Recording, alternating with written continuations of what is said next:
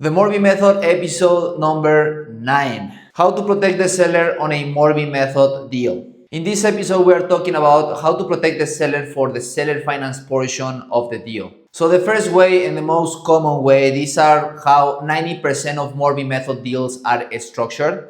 And that is having the seller be in second position. What that means is that the title company or closing attorney will create a promissory note or deed of trust or mortgage against the property. So the seller will have a lien on the property and they will be protected in second position behind the DSCR loan. The second way is bringing the seller in as a silent equity partner on the LLC that will buy the property, the purchasing LLC. So the seller will come as a preferred member on the LLC. Again, the seller will come as a silent partner on the LLC, so they won't have any involvement on the day-to-day operations of the property. So the seller carryback or seller finance amount will become capital contribution for the seller inside that LLC. And they are protected through a clear payment priority, a preferred return on their capital, and a set maturity date so they know exactly when they will be paid back. So at the end of the day, whatever seller finance or seller carry terms you negotiated with the seller, those are the terms inside that LLC. Now, the third way, and this is gonna depend on the state the property is in, the seller,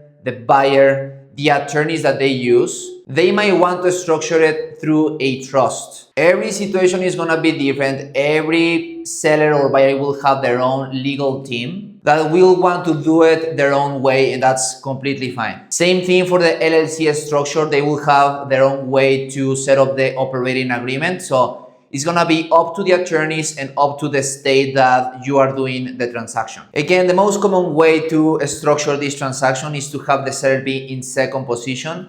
But sometimes the seller will want to be either on the LLC or a trust. So those are the three main ways to protect the seller. If you need help with explaining the seller, an attorney, or an agent how to protect the seller or how this transaction works as far as money flow, the mechanics, send me a message. I'm happy to even jump on a three-way call with them or even a Zoom call so they can see me, they can meet each other, and that's a way that we can JV and partner up on these transactions.